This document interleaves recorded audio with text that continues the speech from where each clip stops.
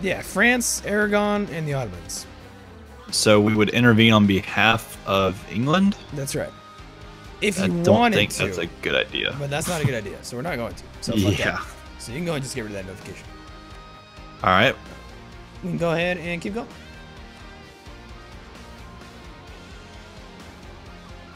Okay.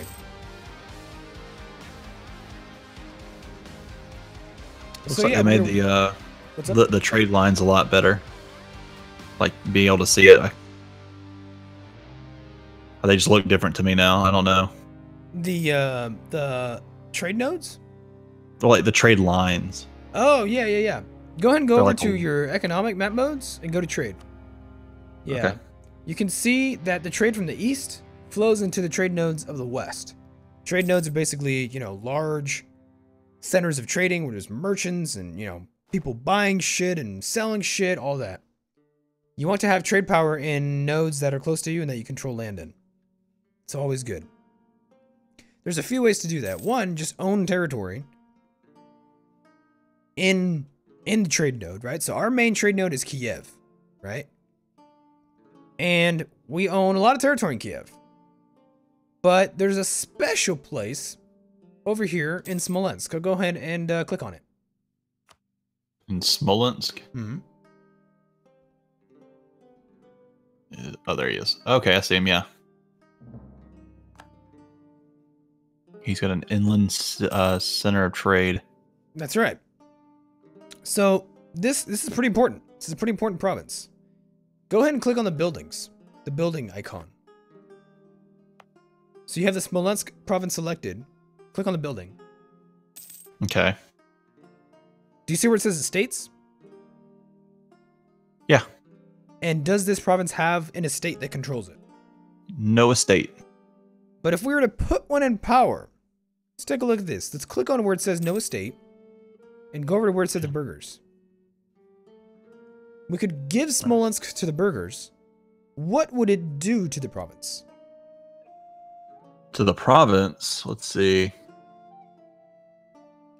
Minimum province autonomy is at 25%. Removes local autonomy for local production efficiency. Local, let's see, local trade power, naval force limit. It gets a local trade power of 50% though. That's right.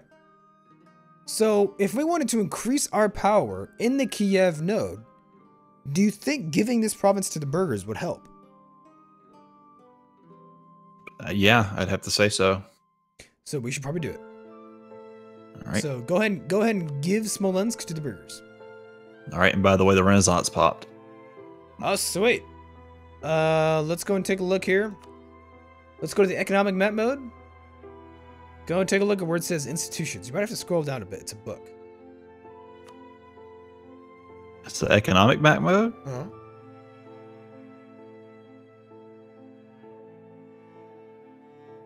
Oh, there it is. Okay, gotcha. So where did the Renaissance spawn?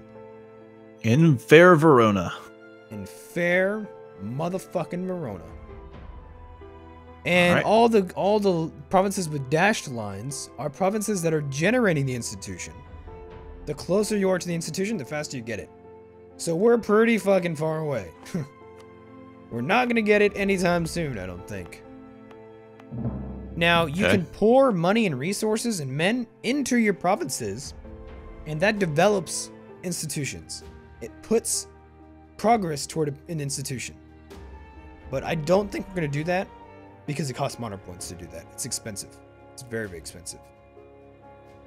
So I think we just leave it alone.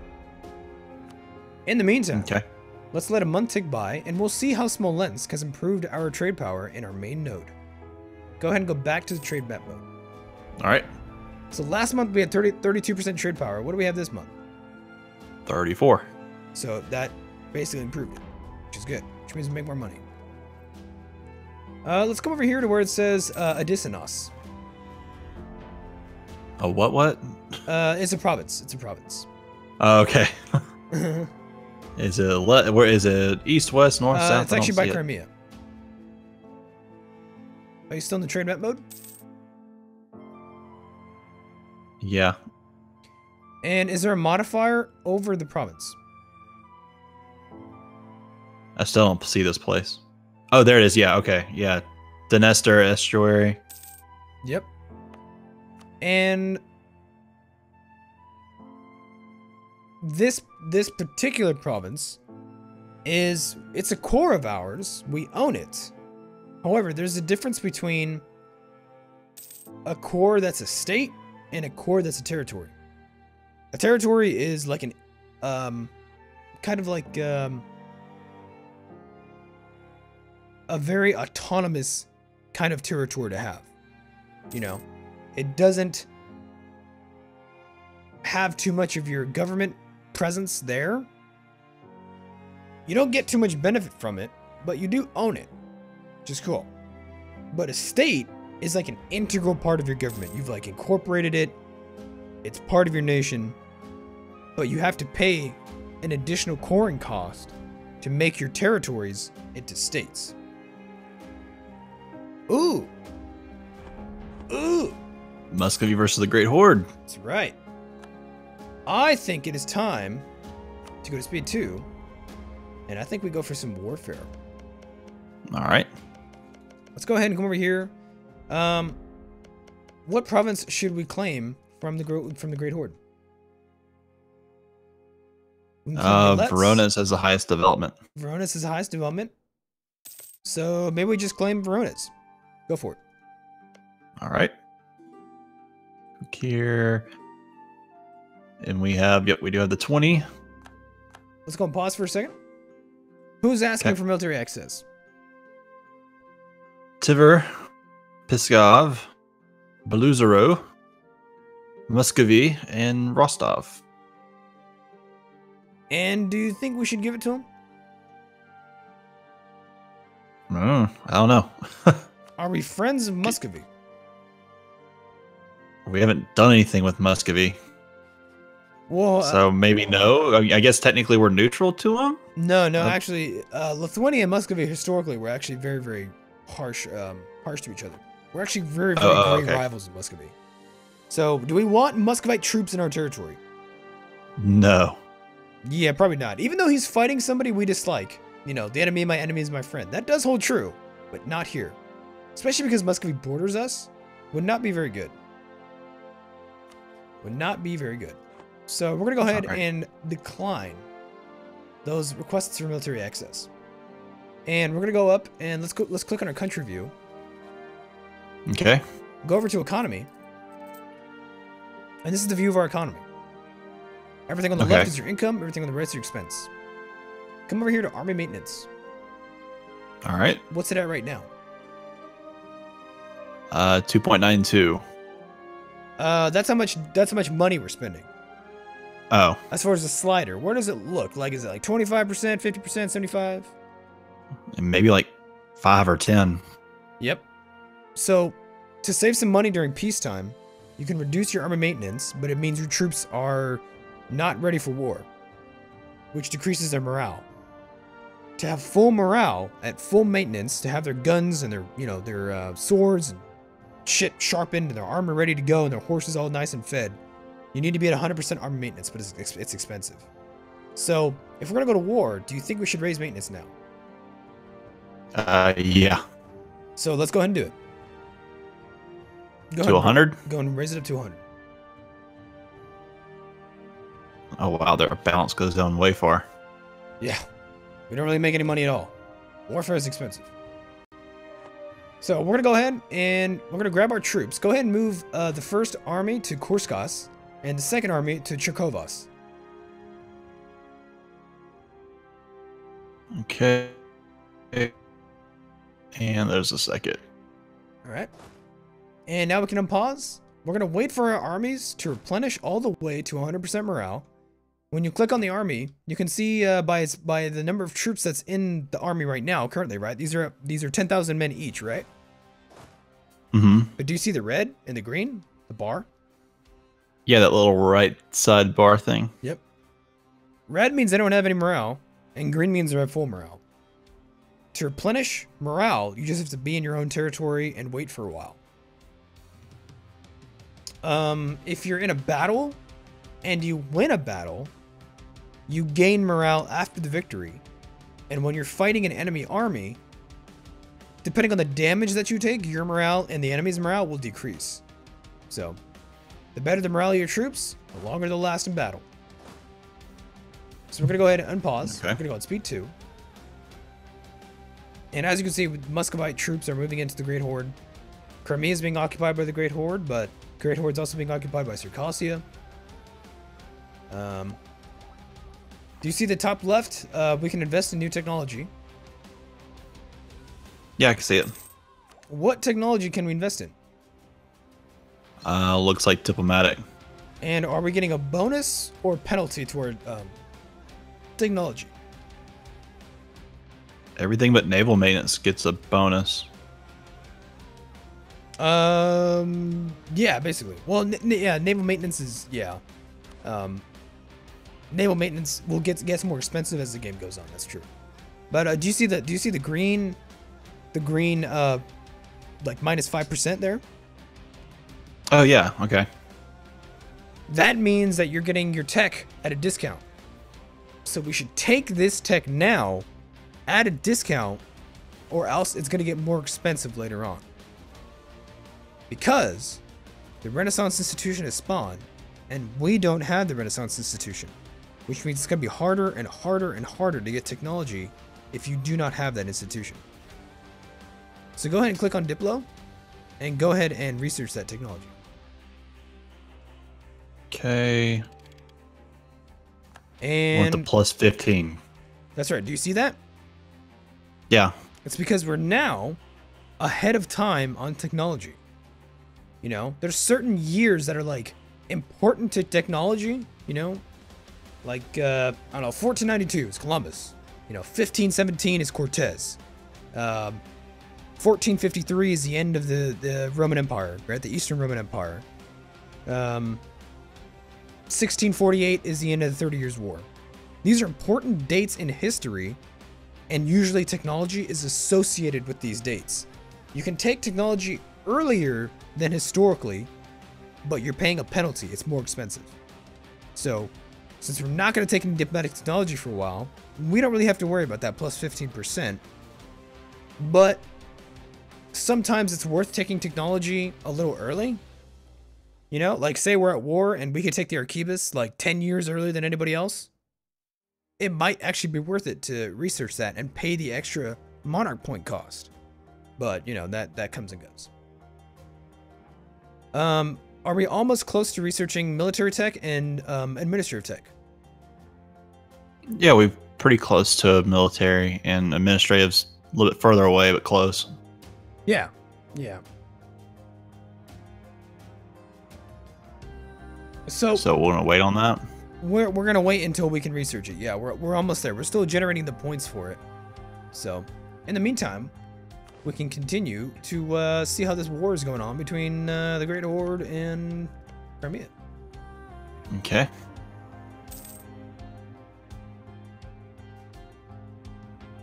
So it looks like we recover morale pretty quick, though. We do. It only takes about 3 to 4 months to raise army maintenance, and then get your troops back up to full strength. Go ahead and click on the army in Korskos, the first army. Got it. And do they have a leader? There's a little red bar, or there's a blue bar that's glowing red. Do we have a leader in the army? No, we don't. But do we want to recruit one? If we recruit one, it's going to cost us 50. That's right. Military power. Go ahead and do it. Okay. And what general do we have? Looks like he is a 1-2-2. That's right. So there's 4 ratings as far as combat's concerned. There's a fire phase, which is anything that has to do with ranged combat, crossbows, archers, things like this. And then there's a shock phase, which is melee combat, pikemen, swords, you know, the whole medieval shit. There's a maneuver rating, which is basically how good your general is at logistics, moving troops around, reinforcing, you know, crossing rivers. Can he cross rivers well, or can he not? And then there's a siege rating. How fast can this motherfucker end sieges, or siege provinces down? So we have a 1-2-2. In the early game, shock is everything. having a good leader that can have a lot of shock value in combat is really, really significant. Maneuver's pretty good. I would actually argue that siege is most important in the late game because the forts become really difficult to take. And also in the late game, fire becomes very, very important because of artillery, as you probably already know. Okay. So right now we have a 1-2-2. It's actually a pretty decent ruler, or a pretty decent leader. He's not a bad general. So go ahead and put him in charge of the first army in Kruskos. And so now that army is led by that general. And the army gets all of his roles. The fire, the shock, the maneuver, the siege.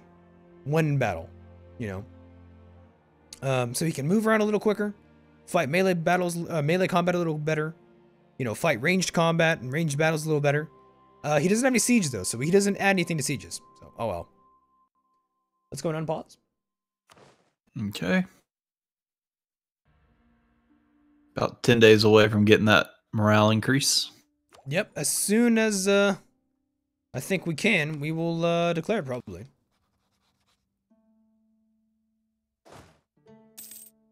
So our armies are at full morale now. So why don't you go ahead and declare the war against the Great Horde? All right, so You're gonna right click. All right. Declare war as red. Oh, there it is. And you need a casus belli, which is Latin for case for war. You know, like fucking, I don't know, George W. Bush and the WMDs, you know, oh, you got WMDs from Saddam Hussein shit. That was what they called the casus belli. That was the case for war. It determines why you're going to start the war, but also what you wish to achieve, you know?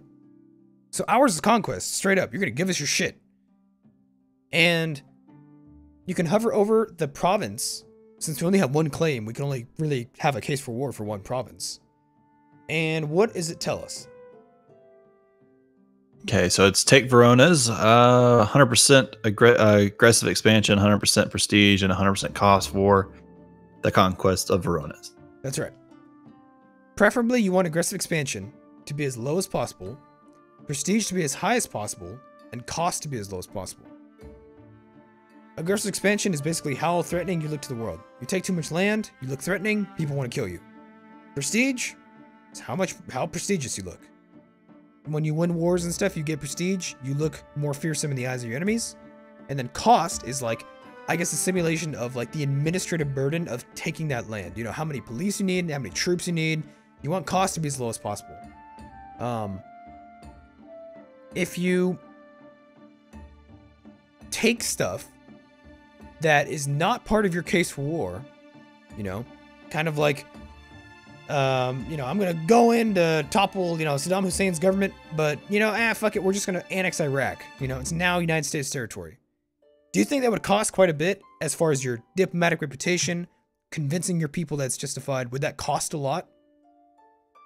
I'd have to assume so, yes. Exactly.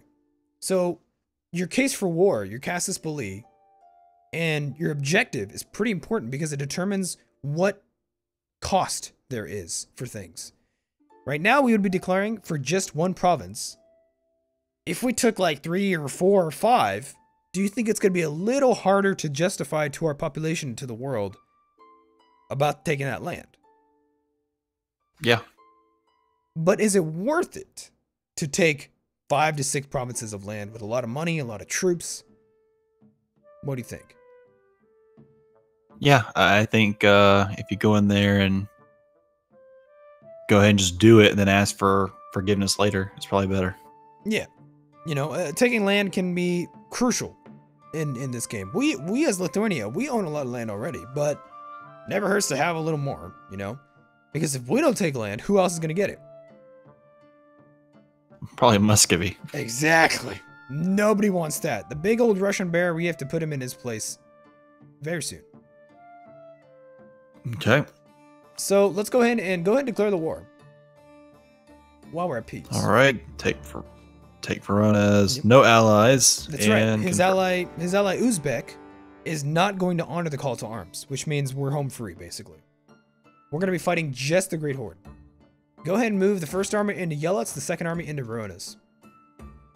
Okay, first army going to Yelets, second one's going to Verona's. And let's go on and pause. All right. Looks like there's a little battle going on right there. Yep.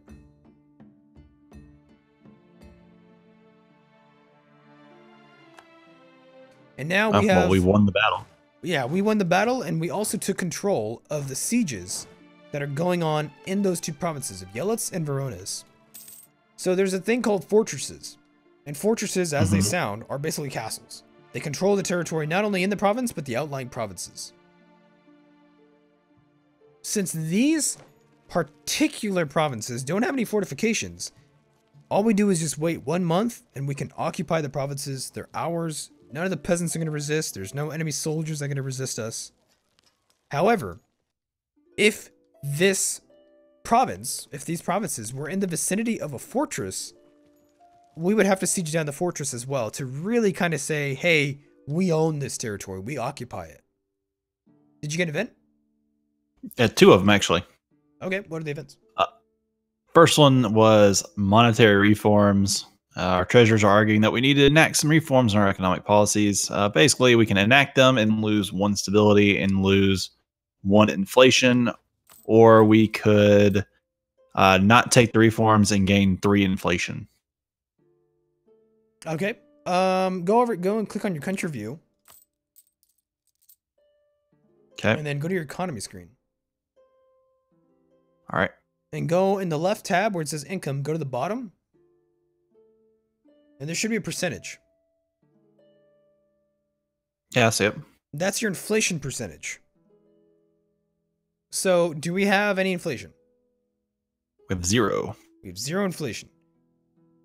Usually, a little bit of inflation, you know, there's a debate about it nowadays, but a little bit of inflation in the economy is not bad. It keeps the gears moving. However, in Europa Universalis IV, because there's a common currency across Europe, which is ducats, everybody uses the gold coins that are known as ducats, any inflation makes your stuff more expensive, basically. So, you want to keep inflation as low as possible. Can we afford a little bit of inflation? Sure. So, I really don't want to lose 1 stability to lose 1 inflation because we don't have any inflation. You can't have negative inflation either in this game because that's not simulated. So go ahead and just click the option that says gain 3 inflation. Okay. And what's the other event? Cossack aggression. This one is this matter is beyond our control. The Cossack estate gains 15 loyalty. The Cossack estate gains 10 influence until 12th of March 1467, so 15 years. The event, the Lithuanian response happens. Lithuania's opinion of Novgorod changed by -50, and Novgorod gains border friction casus belli on Lithuania. Then the other option, bring them to justice. The Cossack estate loses 15 loyalty. The Cossack estate loses 10 influence until 12th March 1467. In the event, the Lithuanian response happens. Okay. So we can lose Cossack loyalty and lose influence in order to basically make the Novgorodians, you know, stay the same. Yeah, and to be honest, I don't think we care too much about Novgorod. He's actually friendly to us, and he could be an ally against Muscovy. You know, that would really kind of put Muscovy in an interesting position. However, even though Novgorod is powerful, can we pretty much guarantee that Muscovy is going to attack Novgorod again? Oh yeah. And would we be dragged into that war if we were a friend of Novgorod? Yeah. And do we really want to fight some crazy ass war with the Russians just because of Novgorod? I would hope not. Yeah, I don't think so. So I'm going to say, fuck Novgorod. I don't care about his opinion of us. Okay. Yep. All right. Screw you, Novgorod. And as a byproduct, it makes our Cossack estate, just a little bit more loyal, which is pretty cool. Okay. Having high loyalty estates is pretty useful. Let's continue our war against the Golden Horde. All right. So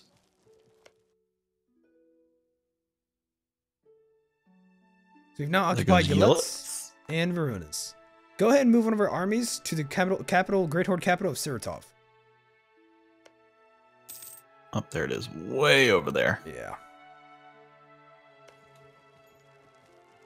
Okay. And I'm going to move one of our armies, how about to Tambov? Preferably we can get to Saratov before anybody else. Oh, no! No! Oh, wait. The Russians got there first. Damn. Oh, they're already there? Yep. Dadgummit. So, we lost our opportunity for that, but that's okay. We're going to go ahead and occupy Tambov and Edkara. And we're going to just kind of see what happens with Saratov.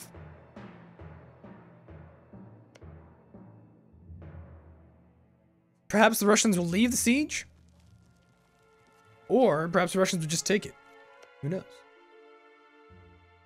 But we're not after that region anyway, though, right? That's right. We're not after the capital.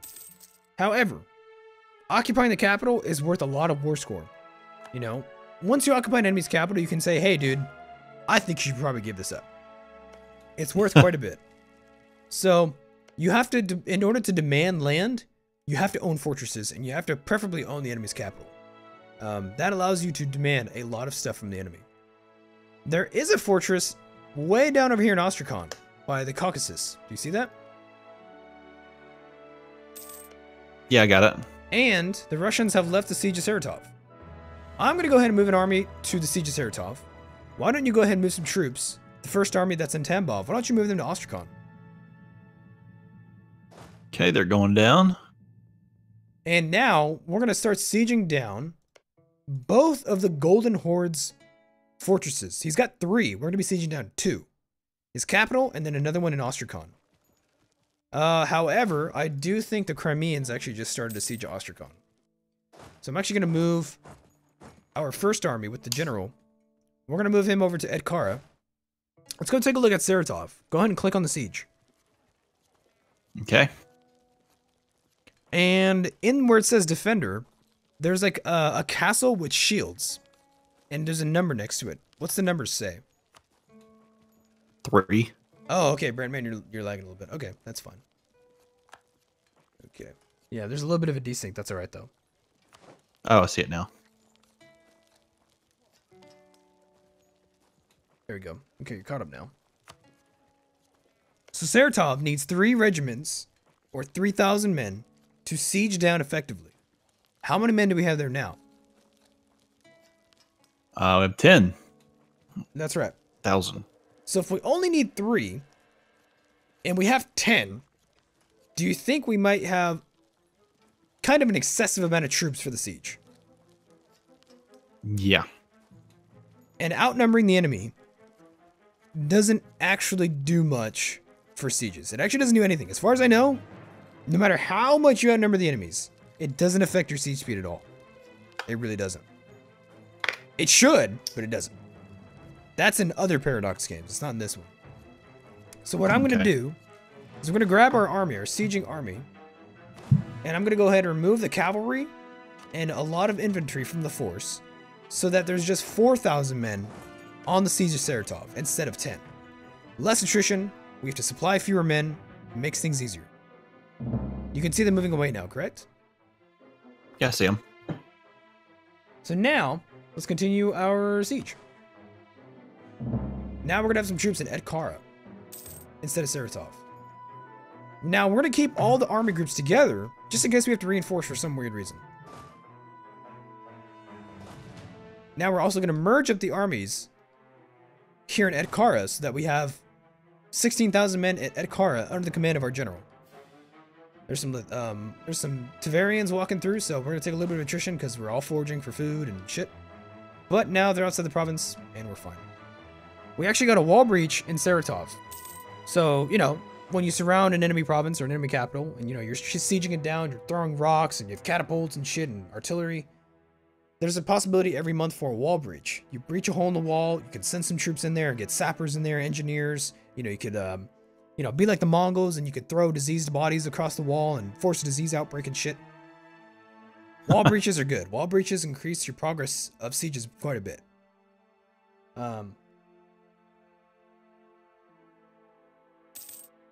So we're just going to wait for Saratov to be sieged down.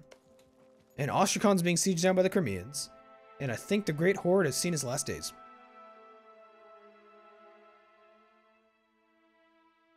Well, is he going to be gone after this? Or just... He very well could be, actually. Yeah, he very well could be. I think the Muscovites will take a lot of land. I think we're going to take a lot of land. I think the Crimeans are going to take some land. And I think the Circassians are going to take some land. Yeah, the Great Horde very might well not exist, actually. Huh. It doesn't take that much to dismember countries in this game. Really, a couple of, like, 1 or 2 bad wars, you're fucked. Okay, so it's winter time right now. And we've got a lot of troops in Edkara. We've got 16,000 men. It's kind of difficult to supply that many men during winter. So we're going to go ahead and move 8,000 to Tambov. Just to make sure that, you know, we're not taking so much attrition. Now, there's a lot of troops in Tambov, too. So maybe we won't want to stay there. Ooh. Interesting. What happened to Yelitz? Yeah, did you see that? Guess who he went back to? Going back there. Well, he went back to Ryazan. You see that? Oh, wait. Yeah, okay. And Ryazan, do you remember that we had a CB against him? Yeah. Casus Belli? What Casus Belli do we have against him? Border friction? And are we doing anything with our 8,000 troops in Tambov right now? No, just letting them chill. So do you think maybe using that Casus Belli against Ryazan might be actually a pretty good idea right now? I'd have to say it would be. Let's go and do it. Let's move that 8,000 troops into Ryazan. Well, I need to set that border friction CB, don't I? Yeah. And we're going to basically take the border province of Yelitz. And you can see the cost for... What does the costs say? 75% aggressive expansion, 100% prestige, and 75% cost. That's right. So you want aggressive expansion to be low, cost to be low, prestige to be high.